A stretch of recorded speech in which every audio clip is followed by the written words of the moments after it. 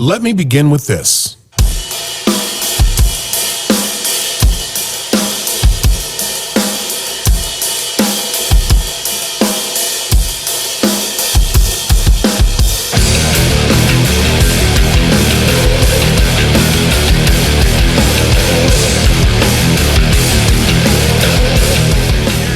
Talks a lot, random and reckless entertainment, Brainstar Media, use your brain, be a brain star. What are we talking about? You got some shit you want to talk about? You got a problem? No, I was having a conversation, earlier with you, but you were just kind of blowing me off because you're just always in a bad mood anyways. Fuck! So in light of recent events, okay, you've been telling us about your lighter- law enforcement kind of want to be a cop, but I also want to be like a criminal, but also want to be like a vigilante, kind of want to be like a little bit of all this stuff. Yeah. You kind of been telling us about that. Yeah. It's like you wanted the commitment of a relationship without having without the accountability part. So Totally. which is Eric in a nutshell. Pretty fucking much. I want it all, but I don't have to work for it. I want it all. But I don't want to have to work for it. But in light of recent events, today, that's a big thing, man. It's a big deal today. So maybe this is a donuts to depression. I don't know. Depressing for some. Depressing. I suppose. What are your thoughts about? Are we talking about George Floyd, right? Talking about George Floyd. Everybody. To be fair, people could argue, you're just kicking a dead horse. You're just kicking a dead horse. Well, maybe, but I think it symbolizes a much larger issue. It's a big time in our lives, in our history, right? Country, right? It's almost like 63. When I don't know about that.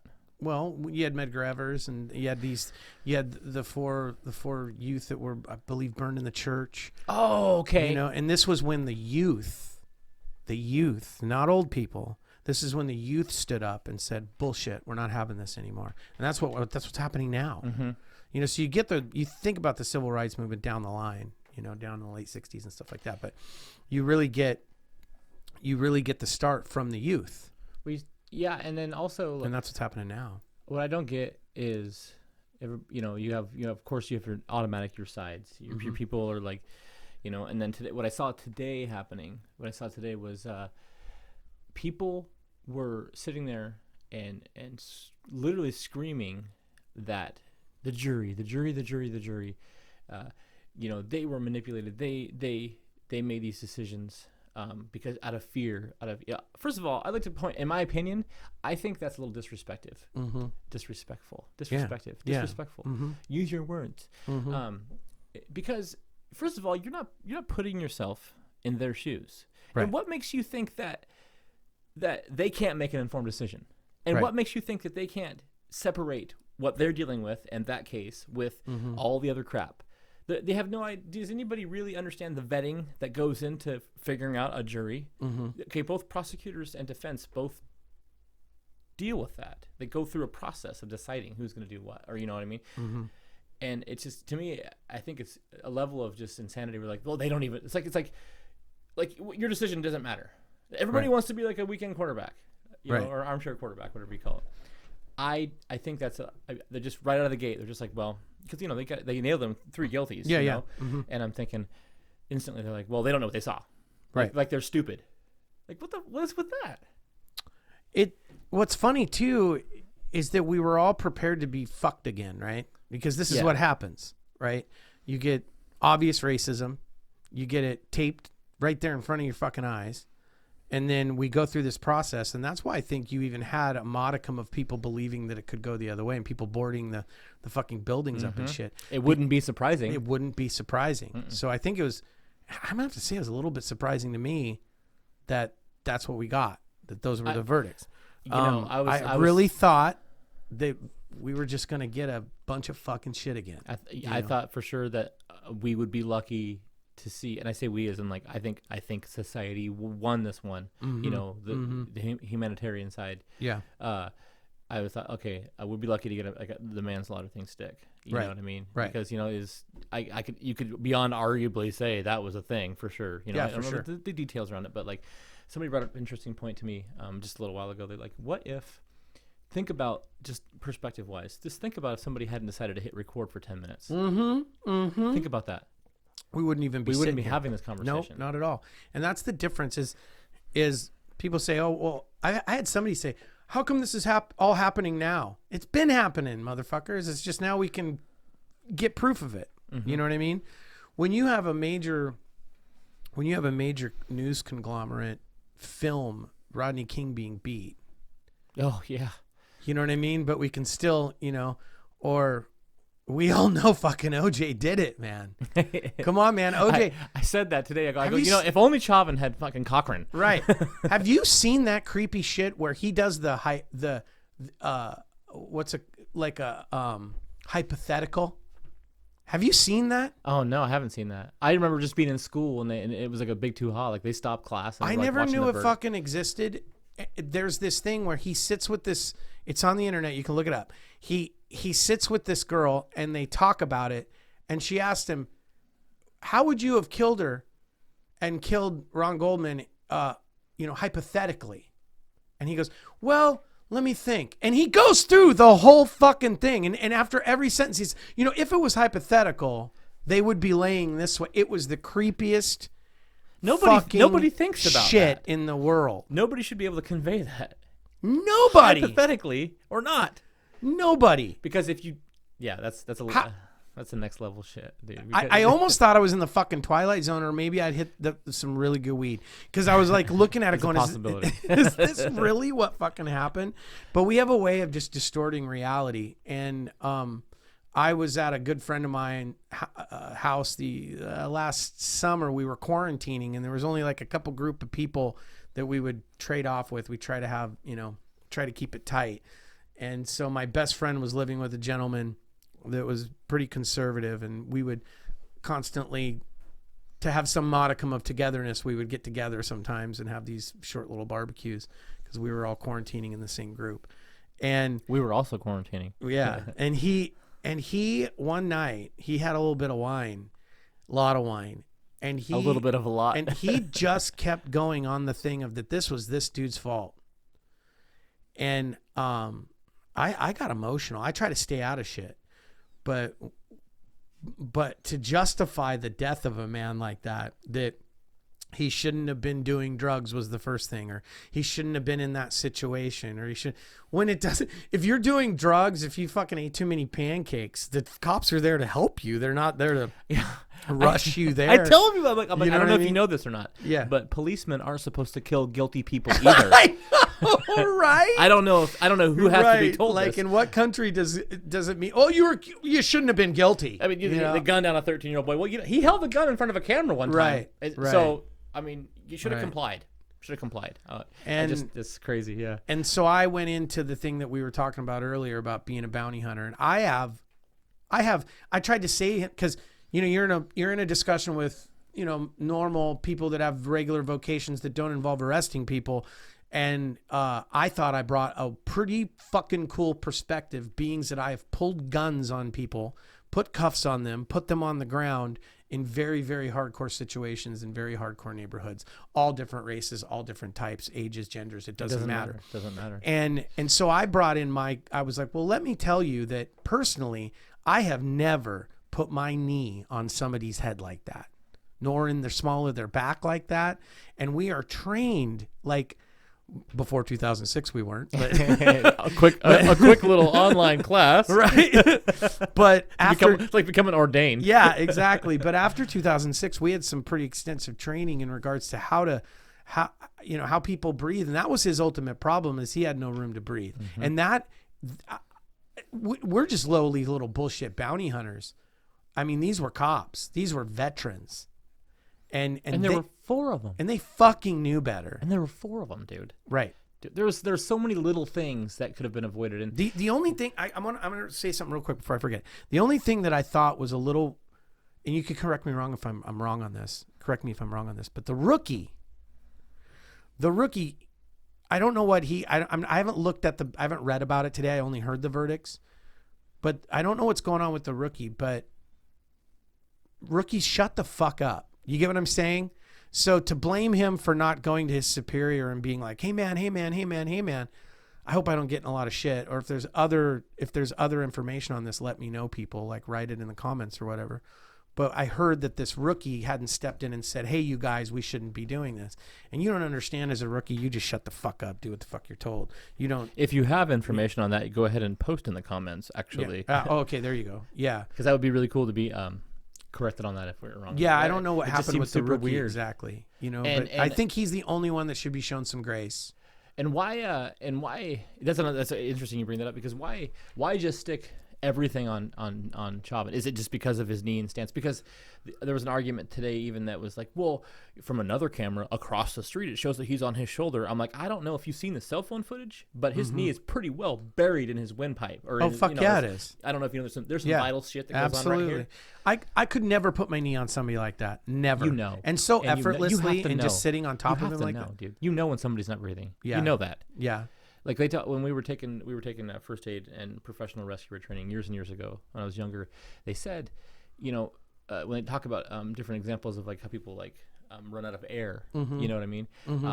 They say if you're they use the thing about quicksand, about how you can breathe out, and every time you push in, you can't recover that. Exactly. You can't recover that. Exactly. Air. So you're slowly losing your O2, your oxygen level. You know what I mean? And or when you get that fucking bullshit of when they say, well, and then the officers are even saying that to him. Well, you don't sound like you can't breathe. You can talk just fine. Fight or flight. Hi. Holy shit. Are you Survival? kidding me, dude? Are you kidding me? Dude's crying for his mom who's been apparently dead. Yeah. So You know by what I your mean? rationale, he's got to be dead before you'll realize he's not breathing. Yeah.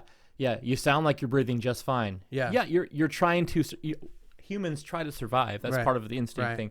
Right. So if I'm exerting every last breath, knowing that I'm gonna die, and I'm using that very air that I'm losing to get you to just give me something. For Christ's sake, I'm on my stomach. I've pissed myself, and I'm handcuffed. Yeah. There are 4 officers there. I think 3 of which were on him at the time. And not to mention, there's the whole like that's 9 minutes of time. Do you think that in 9 minutes of time they could have decided that he's probably not resisting somewhere in there? God, can you imagine if it was only 6 minutes? He might still fucking be here. Have you ever been in a fight? 9 minutes is an eternity, Dude. It's I've an eternity. been in fucking fights. Or Yeah. I've trained with not trained, but I've helped friends of mine train in MMA and stuff like Right, that. right. I tell you what, when you're losing air, it's not like, well, No. we got he can hold his breath for he can hold his breath underwater for 3 minutes. It's Right. not like that. No, it's not No, like no. That's controlled. No. That's not your body going into like this. Another thing that bothered me too is that there was no interaction on the walk around when they were first putting him down. There was no altruistic, like pragmatic approach to like we're helping. It was more reactionary, and that's something that really concerned me. I've never had that kind of interaction. With reactionary to counterfeit bills, mind you. Right. On what planet does law enforcement respond like that to a crime like that? I mean, as far as I know, It was like a $20 counterfeit bill. That's a felony offense, but it's not it's not like one of those. It's class, some kind of other class of a felony, right? Yeah. I don't know that is that another comment section thing? Does that warrant a response like that? No, hell no. Like, okay, hell the guy. Okay, he's had obviously he had a criminal past. Well, but let me tell you a story about mine. Then I'm turning in a bunch of money to the account one time to deposit a bunch of business money, and they found two $20 bills, and they didn't tell me. They just called the cops, and the cops all of a sudden are in the line behind me. That's how quick. But they pulled me off and they sit me down and they ask me and they talk to me. Right? Is that because I'm white and in a white bank? In a white neighborhood? You know what I mean? I don't know. But people don't realize how. I'm not saying that there wasn't negligence on the part of Floyd as far as like doing something illegal prior to that. Yeah, I'm not even. But do you know how easy it is to? I haven't even paid attention to what he did or what he's done or what, because none of it justifies what happened in the end. No, for sure. I'm just trying to figure out why. Yeah. I for a while I was trying to rationalize, like, I get like people, well, he shouldn't have been doing this, and okay, let me just try to look at it from that point of view. Did any of that should have cost him his life? No, none. And goddamn it, if he's in distress over ODing, let's say he was ODing or at the point of like, okay, we need EMS. You know what I mean? I don't know if it's lack of training. I'm not going to pretend to be a police officer, right? But I feel like there was just enough there and enough. There's something more to that. There had to have been something more to that. There's no way that you just go up and like, oh, here's 4 of us. We'll take him down. Let's handcuff him and stay on top of him for 10 minutes. Yeah, another thing that's concerning to me when I watch the whole thing is we have a thing called where they're either down or they're up. So you could say, he's been down on the ground for 2 minutes. We got him cuffed. Let's say I'm on the radio. I'm coming around. I'm like, what's going? He's been down. We're getting him up now, or he's still down, or she's still down. They had him down for way too long. Yeah. Usually I might have you down for a couple minutes if I got to get you situated, and if I got to secure the perimeter. I'm not relaxing in a down position. You're still in cuffs, though. Yeah, and it's not. He's still in cuffs. And it's not tactically warranted. I don't know what cops go through, but as bounty hunters, we want to secure our defendant and get him in the rig and get out of there. You know what I mean? I know cops are a little slower. They check their perimeter. They have a safety. There's a process. There's a process to it. But I just felt like they had him down way too long. They could have. There was no reason to have him down that long, in my opinion. Do you think a part of what maybe solidified the verdict that they had today was maybe like the amount of time that he was laying there and the fact that he was? At what point do you think that he wasn't a risk anymore? Because some of the argument was that it was a resistance thing. Well, I'm dying. I'm resisting, and then he resisted until he died. So. And what this is he's handcuffed. What this is, so I don't know what kind of risk he posed to the officers. There were 3 of them there on him. That's it. Yeah. So I think, call me crazy, unless these were just Elmer Fudd's. Okay. Well, this exemplifies this behavior, and the girl who grabbed the non-lethal or went for non-lethal and went for lethal. By the way, we get trained that right away. Like, where do you put your non-lethal and your lethal? And do not confuse. I mean, every single time I took a training, make sure you know the difference between your lethal and your non-lethal, because you will pull your gun instead of your taser and shoot somebody if you don't pay attention. Here's the situation. My question on that real quick before you go too far. Okay. When I was in weapon safety, learning about pistols, shotguns, all that stuff. Okay. Yeah. I'm sorry. So you confused your weapon. Mind you, it's in a different place. You're trained. You're a veteran in the force. You pull your gun out. Take it off safety. Yeah. Point and fire. Right. And in that motion. Now here's the thing. Like, what I was going to say is that you have 2 examples here with the Floyd thing, and I believe it was the female officer that did this. You have complacency.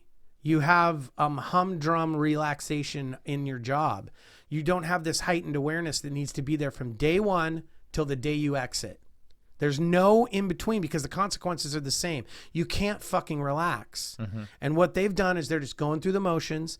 And we all know that what he was doing to Floyd was obviously representing a long career of this complacency that bit him in the ass.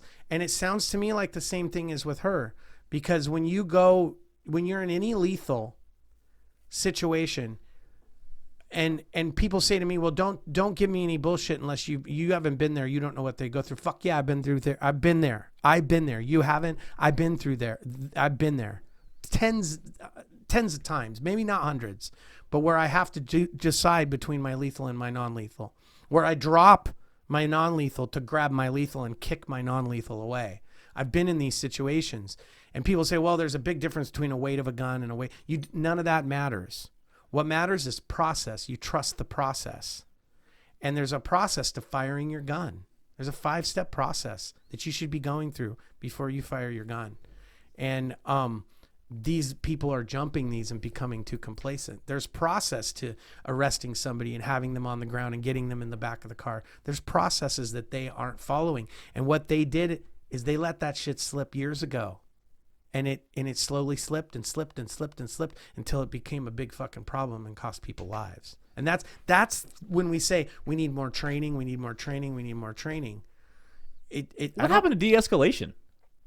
What happened to de-escalation? Again, to reiterate about the part about police officers not supposed to be killing, guilty people either, because the whole right to a trial and things like that. Even if I did pass a $20 bill or whatever, that doesn't even matter. I would probably get some shit for that too. Well, I wanted to say real quick, when you're talking about de-escalation and stuff like that, before I move on, I just wanted to end with those people have to be fucking held accountable. That's it. There's no way around it. There's no him-han. There's no mitigating. She made that decision to not follow that fucking process. He made that decision to let that understanding of waking up every day and going, okay, I'm going to remain tight on my fucking vocation, not let it slip to where I can just, whimsically stick my fucking leg on a guy's, head for 9 minutes. It's just tactical is how we do it. Yeah. Is it weird? Is it weird now? Is it numbing? Do you think that we've been numb to that whole police extra brutality or brutality just in general, let's call it? Do you think that things that where she pulled her her lethal out instead of her non-lethal, is it weird that for me, I kind of feel like I can understand her making that mistake, and not in a sense that like I understand her making that mistake. Has the right. Is it weird that I don't feel I feel for her more so than I would with Derek Chauvin? Like, is it because of issues like Floyd's that I'm just like, okay, so this is just a little killing? No, is it that you can see how that mistake could be very easily made by somebody who's definitely not trained, but you can also see how that could be mistake made by somebody who is trained. Absolutely can be made, and that's the reason why it's brought up in training. It wouldn't be brought up in training if it hasn't been made. And the person who trained us told me stories of their friend that had done this and went to jail for it. And so it's obviously a concern.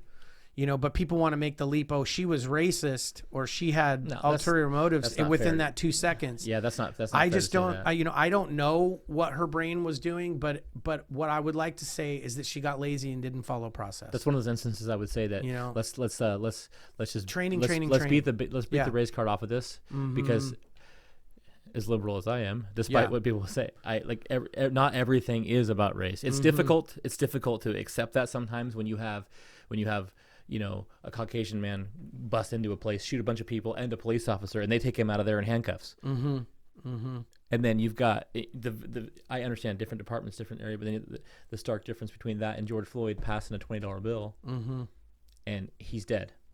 You know what I mean? That happened in the same law enforcement agencies within the same country. And it's always happened. It's just becoming more exposed now.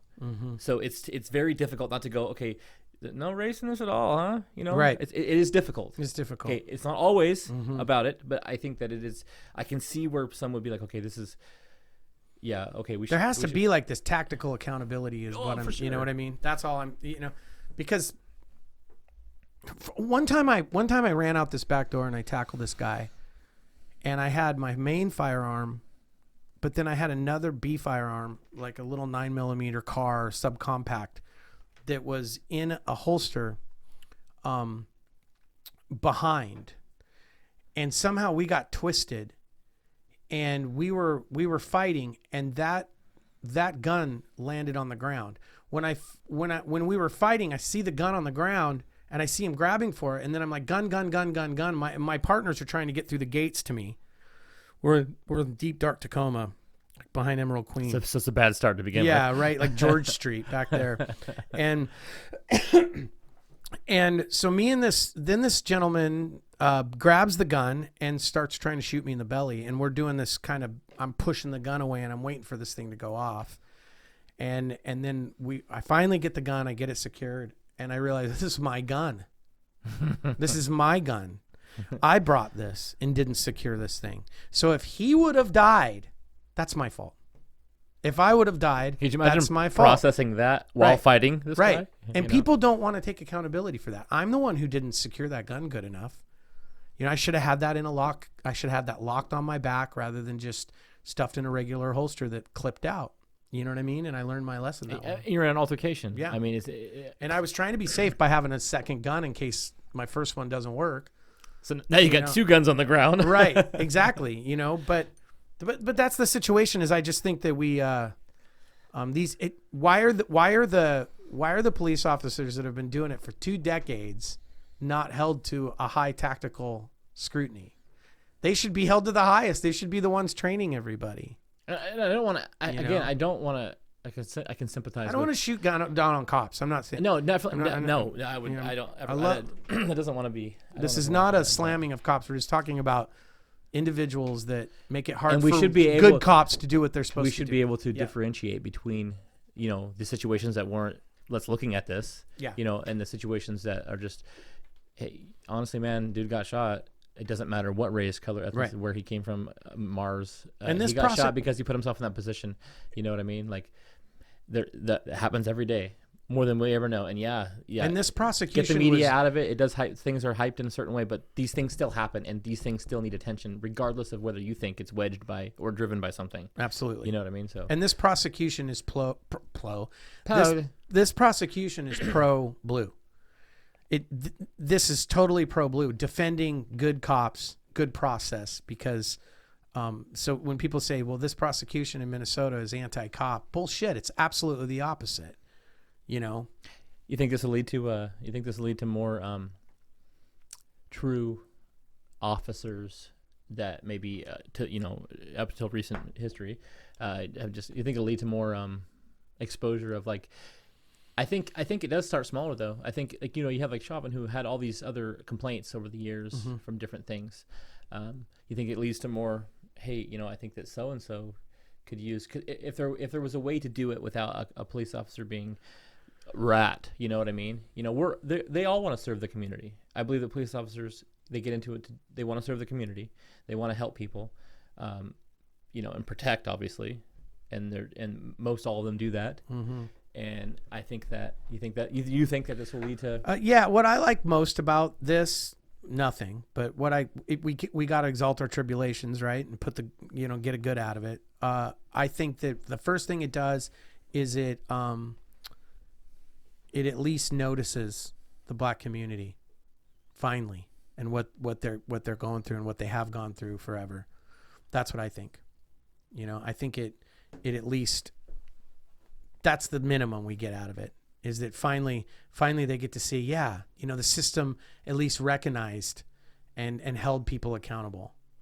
I think that is going to set a rippling effect and a precedent. Historical. I think and it's all the historical white point. cracker assholes are today going, whether they're saying, fuck, we really got to notice what we're doing and understand our training, and maybe we're getting a little too complacent, or whether they're going, fuck that, we can't even put our fucking goddamn knee on a fucking rammer's neck and break it and kill him now. So what are we going to do now? Whatever side they're on, they got to fucking notice. Mm-hmm. You know what I mean? It's gonna be one or the other. You're a dying fucking breed. Yeah. And I don't care if you're in Alabama, you're a dying breed. It's nothing against Alabama. You will be weeded out. Well, that sounds good, man. All right. So Eric Scott talks a lot. We're sitting here talking about the tragedy of Mr. George Floyd, and the tragedy that with even Chauvin and all the people around him and the people that counted on him and his community and his family. And I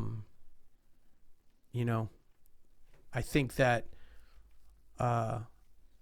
besides the black community and the powers that be, the status quo being challenged, I really like the way we seen our youth rise again and tell the adults, check yourself.